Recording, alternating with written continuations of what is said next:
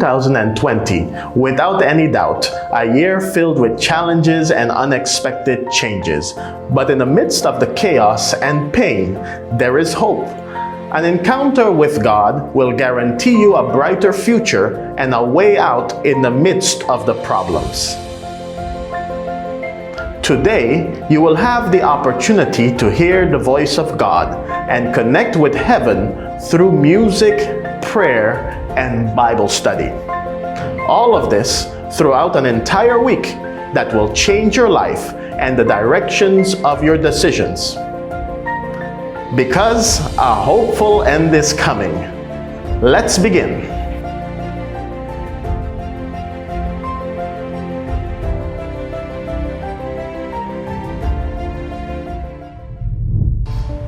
Today we have reached a positive mark in our program. A hopeful end is coming.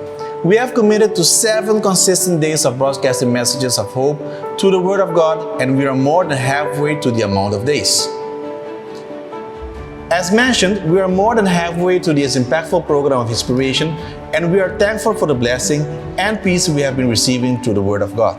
Indeed, Alex, we are thankful. And I would like to thank each and every one of you who have connected with us and would like to encourage you to continue to do so. Remember that you can access our topics from the previous nights via our Facebook page and our YouTube channel. And I would also like to encourage you, reach out to us. We would like to connect with you personally. Now, Alex, it is good that we are reminding our viewers that they're able to connect with us online or even sending us a message, because we have gotten numerous requests for prayers and also from others who would like to take Bible studies, and we do not want anyone to miss out on this opportunity. So reach out to us, call us, connect with us.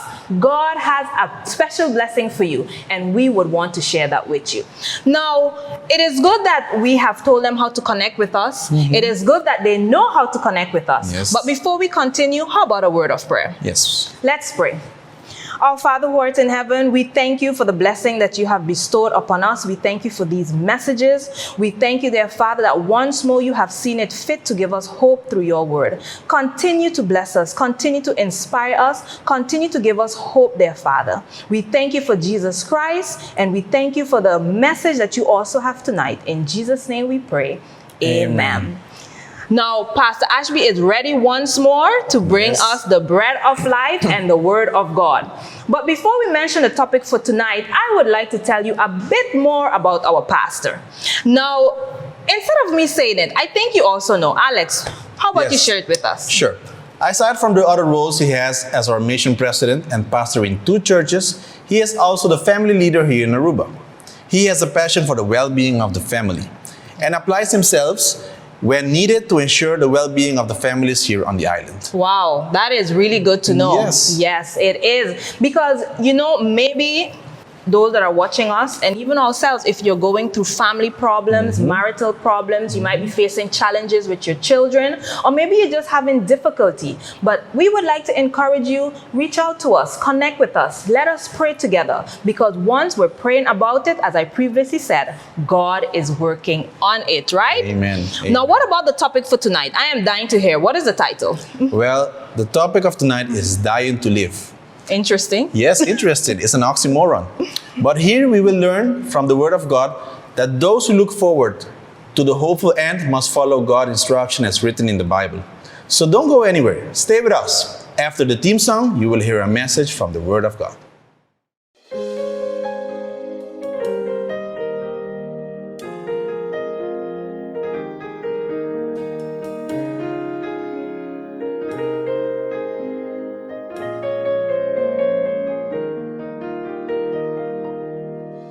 All things work together for good to those who love the Lord, to those called according to His purpose. Not a leaf can ever fall, or a flower will wilt and die. That is not a part of His divine plan.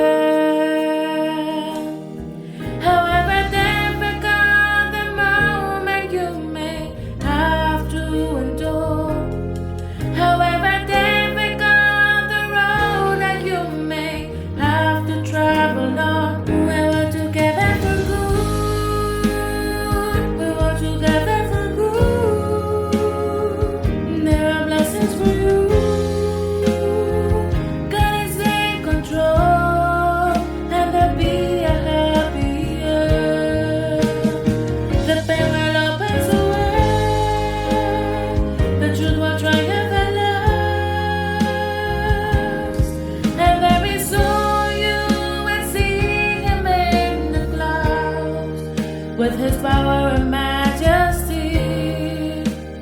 He will return.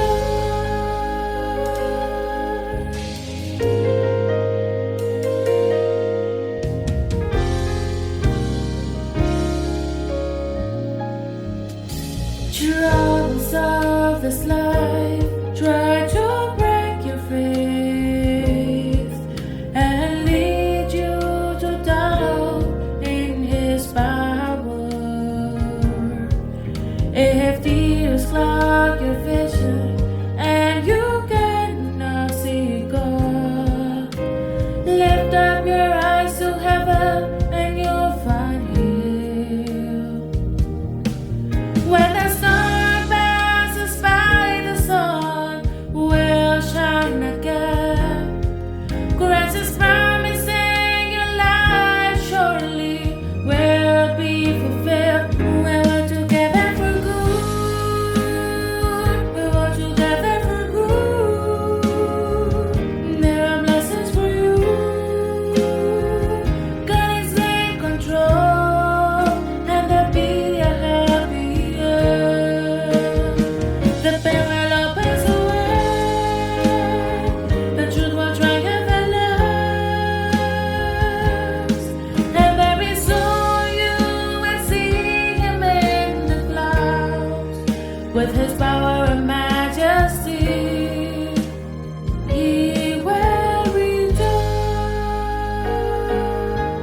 His promises are sure, faithful and true. God's not a man that he should lie. He won't repent. Well, we're together for good.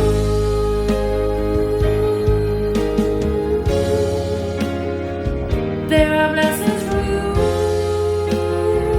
God is in control, and there'll be a happy end. The pain will open away. The truth will triumph at last.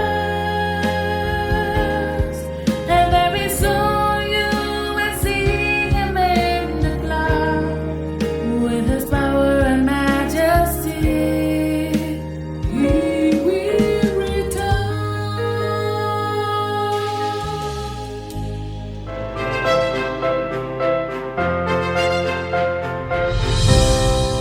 A pleasant good evening to you, my friends and church family. Once again, we thank the Lord for this medium of communication that permits us to be connected while being socially and physically distant. I trust that you have been keeping yourself safe from this COVID-19, because this invisible enemy does not discriminate. It affects the young and the old, but we will continue to pray that the Lord will protect his people in the midst of this crisis. I would like to encourage you at this moment to take the time to share this link with your friends, your neighbors, your loved ones, because the message that we have for you tonight is a special message for people who want to make it into the kingdom of God. Wherever you may be sitting now, you may be sitting in your living room, you might be chilling in your garden, or you may be lying under the covers in your bed. You can help someone to know that a hopeful end is coming. Tonight, the message is entitled, Dying to Live. Dying to Live. Let us pray as we ask the Lord's blessing and his presence as he guides us into all truth. Let us pray. Heavenly Father, once again we are children. We come to you, Lord, because you are the God who has all of the answers. In the midst of life's most difficult questions, we come to you, Lord, because you are greater than the greatest problems that may exist. So, Father, we come to you once again in the midst of this crisis to find hope, because we know that in you a hopeful end is coming. Speak through your messenger this evening once again. Hide me behind the shadow of your cross is my asking. In Jesus' precious name, amen. Tonight, we want to address the topic of baptism, because there are so many ideas and beliefs that are around that are being practiced practiced within baptism or practiced as baptism that aren't necessarily found in the Bible. And friends, I want to tell you it frankly, that if it's not in the Bible, we don't want it. If it's not in the Bible, it should not be a basis of faith and practice. I want to start by going into the New Testament book of John, John chapter 3. I want to read verse 5 because I believe this is a very key verse to start this topic. The Bible says in the book of John chapter 3 verse 5, Jesus answered, "Verily, verily, I say unto thee, except a man be born of water and of the Spirit, he cannot enter the kingdom of God." Friends, Jesus was talking here to Nicodemus. Nicodemus came to Jesus by night and he learned one of the most important truths about salvation. That unless you are baptized, unless you are born again by water and of the Spirit, you will not be able to enter the kingdom of God. People have different concepts about baptism, but the only actual practice of baptism that is found in the Bible is baptism by immersion. But when you look around in the array of different types of baptisms that are practiced, you can find anything from sprinkling to anointing with oil to the Holy Spirit just needs to be in your life and then you are automatically baptized. Some practice the practice called infusion, where water is poured on you. But there's also this interesting one that is called the dry cleaning method, which means that you, by just a declaration of baptism, automatically become baptized. Now, when you look in the scripture, baptism is described as a powerful symbol for the Christian experience. But you know, it's important to find out what the Bible says on this very topic. If you go with me in the book of Ephesians, Ephesians chapter 4 and verse 5. This is another pinnacle passage for this topic. Ephesians chapter 4 verse 5. The Bible reads, "There is one Lord, one faith, and one baptism." Now I want you to just focus on this passage for a moment because it gives the reader the understanding that there is only one Lord, there is only one faith, and there is only one type of baptism. This doesn't refer to the number of times you get baptized, but it refers to the type of baptism. God recognizes only one form of baptism. The word baptism comes from the Greek word named or called baptizo, which literally means to be immersed or to be dipped. Jesus did not ask, and I like this fact, Jesus didn't ask us to do something that he wasn't willing to do himself. For when he walked on this earth, Jesus practiced baptism. We can see this in the book of Mark. Mark chapter 1, verse 9 to 11. Mark chapter 1, verse 9 to 11. The Bible reads, "And it came to pass in those days that Jesus came to Nazareth of Galilee and was baptized of John in Jordan. And straightway," this is very key, "straightway coming up out of the water, he saw the heavens opened, and the Spirit like a dove descending upon him. And there came a voice from heaven saying, 'Thou art my beloved Son, in whom I am well pleased.'" Friends, this text describes that Jesus comes out of the water, which means that Jesus was baptized by immersion. Also, at the baptism of Jesus, we see the presence of the Godhead. Not only is Jesus present, but the Spirit descends upon Jesus as a dove.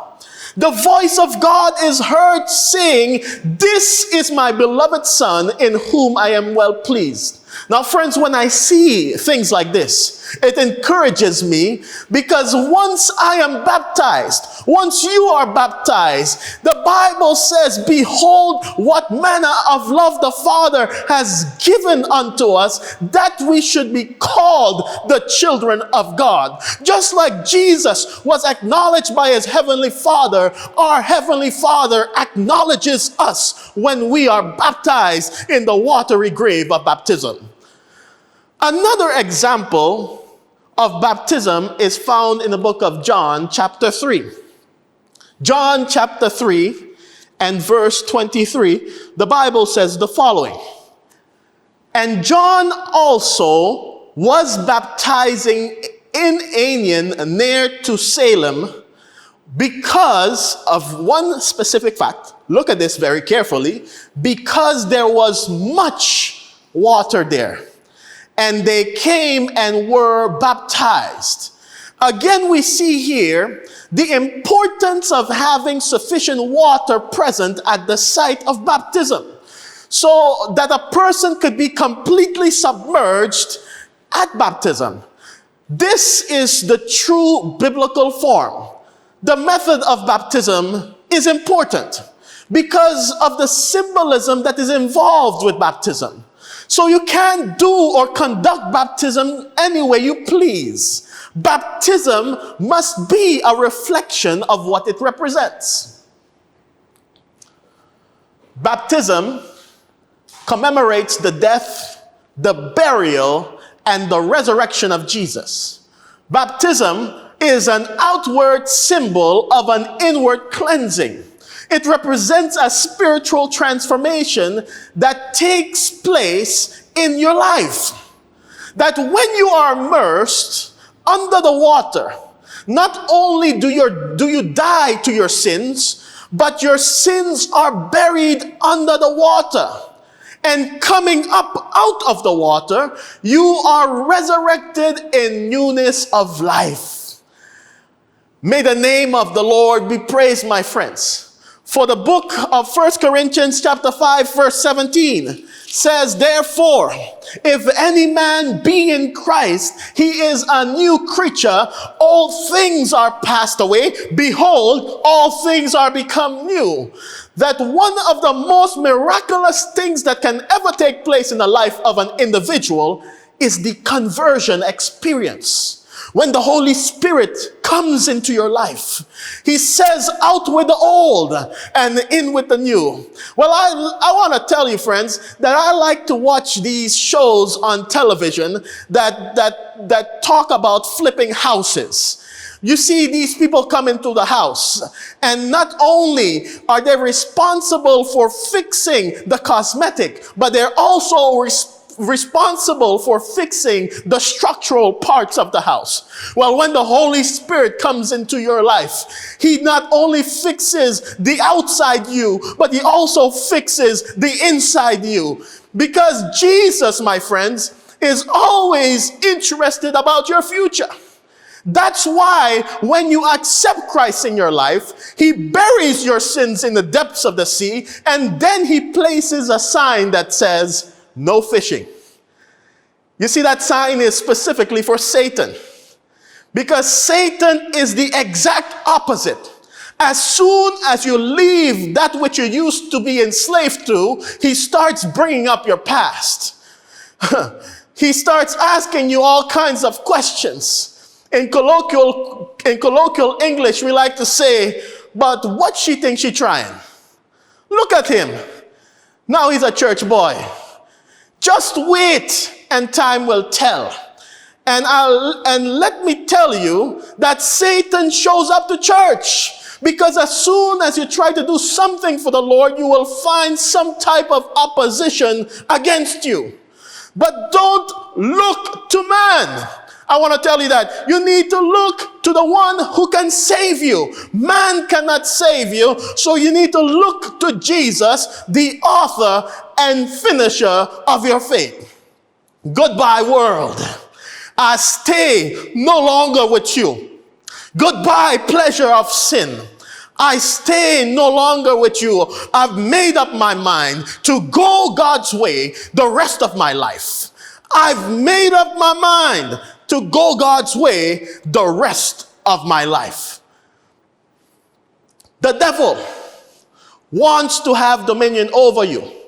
But once you accept Christ in your life and the Holy Spirit enters your heart, it's like putting up a sign of an existing business which says we are under new management. You see, this business may have been going the wrong direction.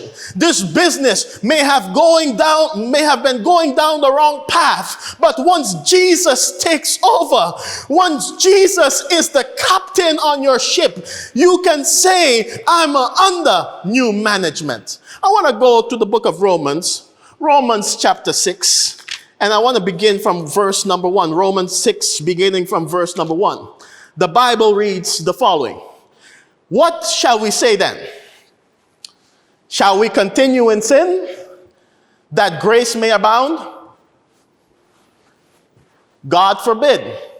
How shall we that are dead to sin live any longer therein? Know ye not that so many of us as were baptized into Jesus Christ were baptized into his death?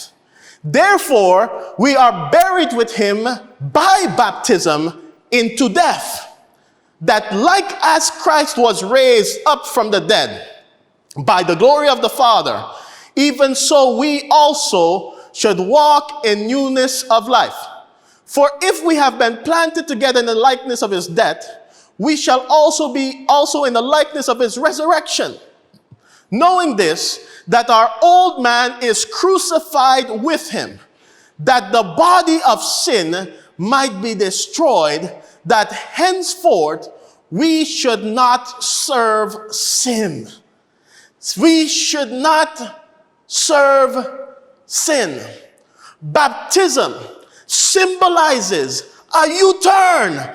It symbolizes that you're under a new direction. It symbolizes that a heart transplant has taken place. God is the one in charge. He becomes the landlord. You become the tenant. He takes over the wheel of your life and leads you down a different path. Because I was once lost in sin, but Jesus took me in and with a little light from heaven filled my soul. It bathed my heart in love and wrote my name above, and just a little talk with Jesus made me whole. Friends, we all are sinners. We all are in need of salvation. All of us have come short of the glory of God. There is nothing that we can do in and of ourselves to be saved. We all need to be cleansed by the blood of the Lamb. However, before someone is baptized, there are some things that must take place first.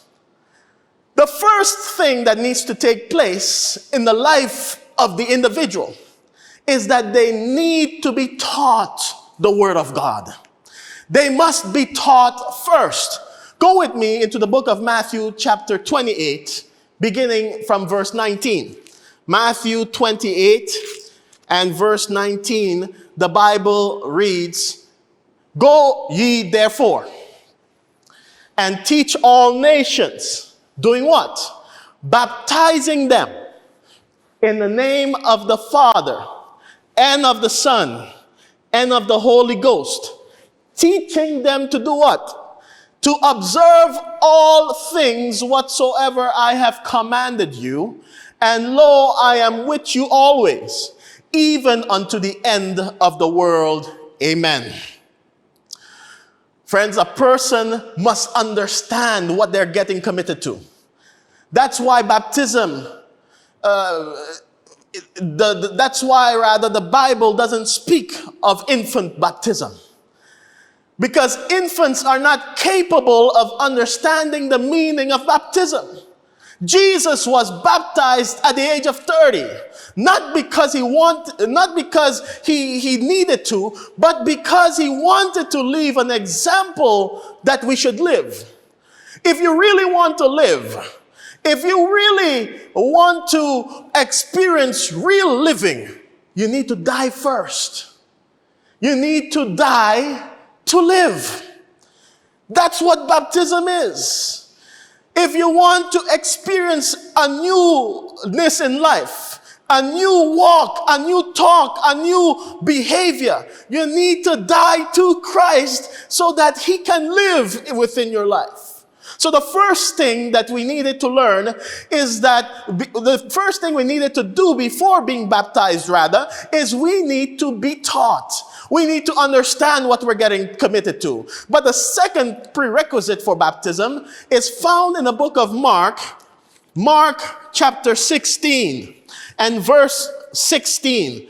The Bible reads the following: "He that believeth and is baptized shall be" what?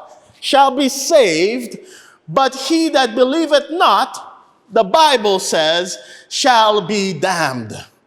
In order to be baptized, you not only need to believe, you not only need to be taught, but you also need to believe. That after being taught, you need to believe. Belief is one of the most important prerequisites of being baptized. That's why Jesus extends in John 3:16, "To all who believe in him, that shall not perish, but have everlasting life." If you want to experience this everlasting life, you must believe. So the first thing, you need to be taught. The second thing, you must believe. But here is the third prerequisite for baptism. It's found in the book of Acts, Acts chapter 2. Acts chapter 2 and verse 38. The Bible reads, "Then Peter said unto them, Repent and be baptized every one of you in the name of Jesus Christ for the remissions of sin, and ye shall receive the gift of the Holy Ghost." In order for your baptism to have meaning, you must repent. Meaning, you need to ask God for forgiveness. Without repentance, a person will simply enter the waters of baptism as a dry devil, and he will come out as a wet devil. Only persons who can do these three steps should be baptized.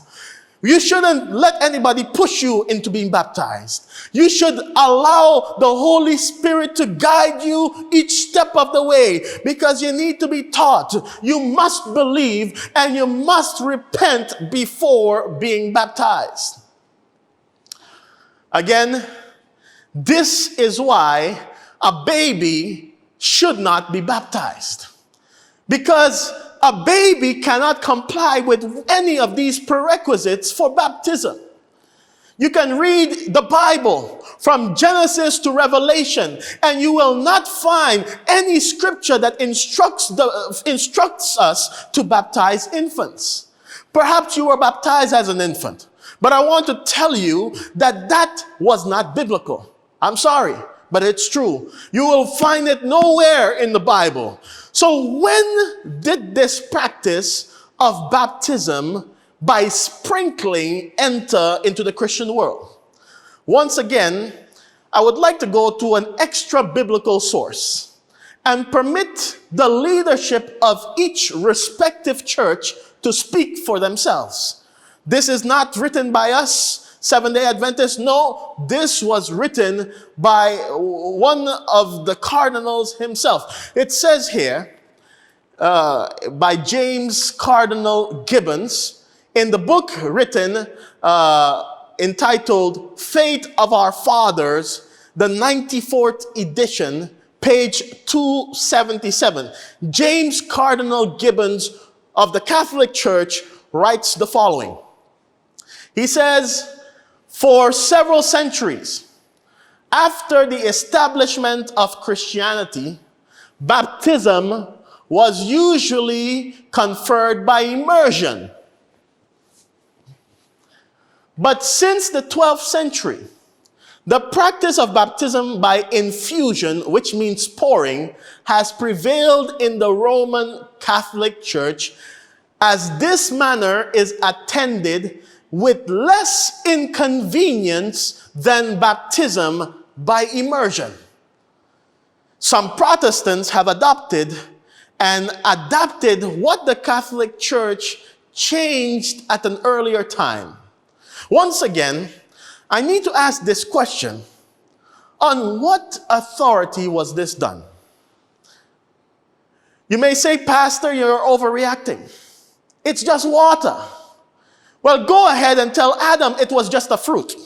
Go ahead and tell Cain it was just a sacrifice. The reason I'm not overreacting is because God is specific in the ways he does things. And when Jesus leaves an example of how we should practice something, don't change anything. Don't do anything. Don't put your foot on it. Don't put your hand on it. Just let it be. The Catholic Church changes this because it was of inconvenience. It was not convenient for them to do this. But who told you that salvation needed to be convenient? Salvation, my friends, is a bloody thing, because the Bible says that without the shedding of blood, there is no remission of sin. Nothing about the sacrifice of Jesus was convenient. He made his way to that hill called Calvary. He suffered, bled, and died. Nothing of this was convenient. He even asked the Lord, he asked God that this cup may be taken from me, but he still was obedient to the will of God. He did it. It wasn't convenient, but he did it just for me. What can wash away my sins? Nothing but the blood of Jesus. What can make me whole again? Nothing but the blood of Jesus. Oh, precious is the flow that makes me white as snow. No other fount I know, nothing but the blood of Jesus. Friends, I want to go to the book of Acts, chapter 8. Because I believe this experience here in the book of Acts chapter 8 verse 34 is one noteworthy of mentioning, because baptism is a decision that we all must take. Beginning in verse 34, the Bible says, "And the eunuch answered Philip and said, I pray thee, of whom speaketh the prophet this? Of himself or of some other man?" Then Philip opened his mouth and began at the same scripture and preached unto him Jesus. As they went on their way, they came unto a certain water. And the eunuch said, "See, here is water. What doth hinder me to be baptized?" And Philip said, here again, a prerequisite, "If thou believest with all thine heart, thou mayest." And he answered and said, "I believe that Jesus Christ is the Son of God." I believe that Jesus Christ is the Son of God. Several months ago, I was studying with an individual who, in other words, said the same words that the eunuch said. He believed the different messages that we were studying, but he indicated that he wasn't ready to get baptized. He felt he wasn't ready.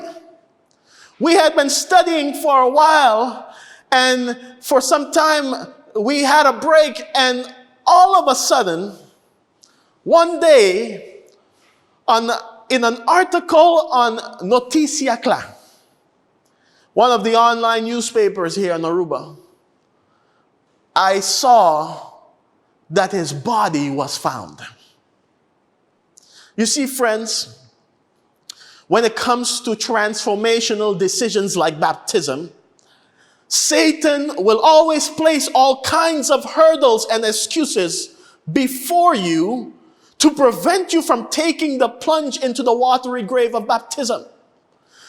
The eunuch that we just saw in this story in the book of Acts chapter 8, after receiving the explanation from Philip, he sees water as they were about their journey. He sees the water. It was sufficient water. And he asks Philip, what hinders me to be baptized? That same question I would like to ask those of you who are hearing me, who are listening to me right now. Perhaps you never were baptized according to the biblical method of baptism. Perhaps you didn't go through, or you weren't prepared for baptism because you were sprinkled as a baby. Friends, there is no scarcity of sin in this world, for the Bible says that all have sinned and come short of the glory of God. The solution cannot be found in anything in this world, but the solution can be found in a person who is called Christ Jesus. For there's no other name given among men whereby we must be saved than the name of Jesus. That at the name of Jesus, every knee shall bow, every tongue confess that Jesus Christ is Lord of all. Friends, the eunuch asked Philip, what hinders me? I want to ask you, what hinders you? I have one final text I want to read before we close this evening. This is a very important message this evening. And this final verse in the book of Acts chapter 22, I want to read it with you, verse 16, because God is calling someone within the hearing of my voice to make a decision tonight. Someone who's lingering in the valley of decision. Perhaps you've received many calls before in your life, and today, if you hear the voice of God, don't harden your heart, but you need to let him in. The book of Acts 22 verse 16, the Bible reads, and now why tarriest thou? I want to read that again. And now why tarriest thou? Arise and be baptized and wash away thy sins, calling on the name of the Lord. This coming Sabbath, we'll be having a big baptism. And God wants you to be a part of it. Will you be freed from your burden of sin? I tell you, there is power in the blood of Jesus. Friends, do not linger longer thinking that you will have time to make a decision someday, sometime from now. The friend of mine that I was studying with, he said that he wants to be baptized. He said that he's not ready to make the decision. But my friends, sometimes life will make the decision for you. Sometimes the way life twists and turns will let you reach an end that you never expected. Friends, as I look at the newspapers these days, all I can see is an increase of persons being registered in the obituary columns. People that are just being plucked away from life. People that you never expected. People that you could have said they have 20, they have 30 more years to live. But my friend, tomorrow is not promised. That's why the Bible says that today is the day. Today is the time accepted. Today is the day to make your decision for the Lord. On your screens is the page of the website www.midecision.info. Mi Decisión with one S.info. Because there's someone within the hearing of my voice that needs to make a decision for Jesus tonight. Don't trust in the things of this world. Don't trust in your wealth. Don't trust in your possessions. Trust in the man-child called Christ Jesus. Because he's the only one who can save you from your sin. If you want someone to call you, if you want to just send us a message via WhatsApp, just text us via WhatsApp to the number on the screen, 7462767. Jesus wants to hear from you tonight. Don't let it linger. Don't let it waver in your decision, but just do it now. Wherever you may be. You might be in your comfort zone, but God is calling you to step out. Step out of your comfort zone and make a decision for the Lord.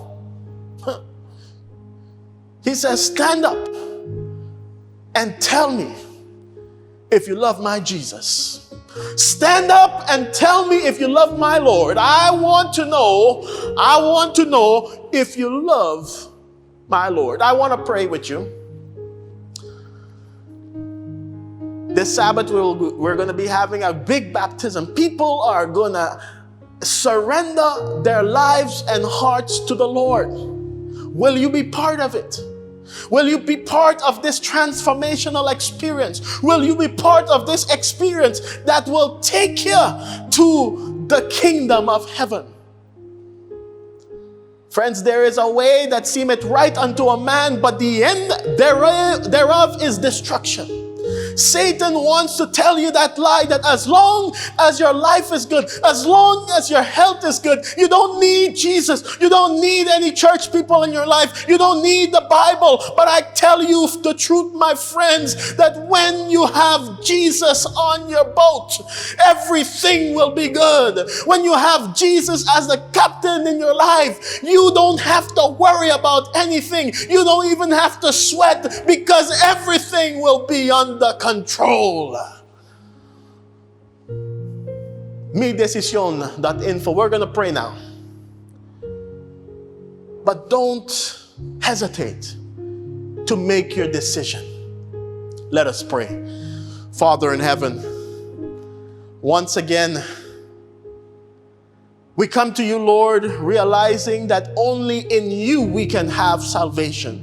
Only in you could we be freed from this burden of sin. Only in you, O Lord, can we be made free from the consequences of sin and be able to walk into eternity that is sure and true, because you are the author and finisher of our faith. Lord, there are people this evening who have listened to this message, who have heard your voice calling within the midst of this message, within this time of crisis. They have seen your hand move. They've heard your words being whispered in their ears. The question is, why tarriest thou? Be baptized for the forgiveness of your sin. Be baptized so that he can be your maker and your king. Lord, as we prepare for this great baptism on Sabbath, we look forward to the souls that will surrender their hearts to you. Because, Lord, we may work hard. We may accumulate a lot of wealth. But will we exchange our soul salvation for the things of this world? for the things that will be corrupted by moth and mold, for the things that can be stolen by thieves in the night, for the things that can be broken by just an accident. Lord, step into our hearts. There is someone lingering in the valley of decision. They need to be baptized. They need to surrender all. So Lord, we ask you, where there may be a doubt, bring clarity. Where there may be a hesitation, bring firmness of decision. We surrender all to you, Lord. We place all of these cases in your hands, and we ask you, Lord, to have your way, is our asking in Jesus' precious name. Amen. God bless you.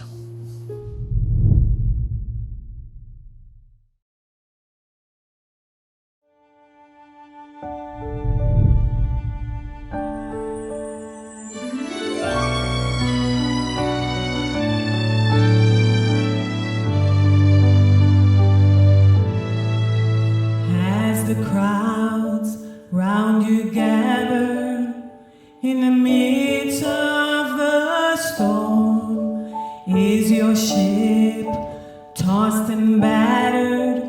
Are you weary and worn? Don't lose hope, someone's praying for you this very day, and peace be still, it's already on the way.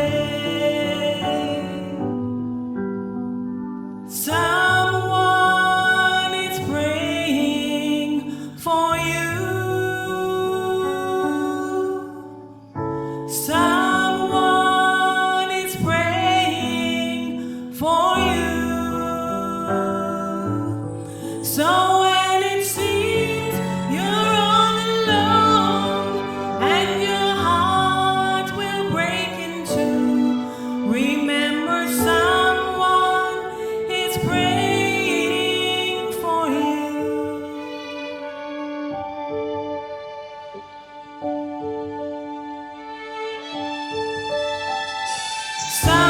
Someone is praying for you.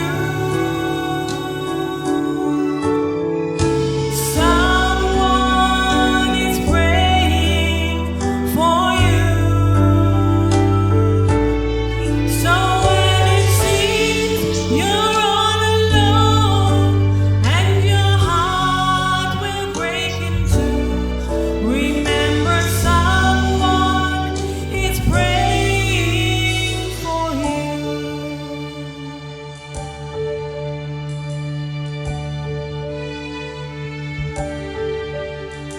When it seems that you've prayed till your strength is all gone and your tears falls like raindrops all the day long, He cares and He knows just how much you can bear.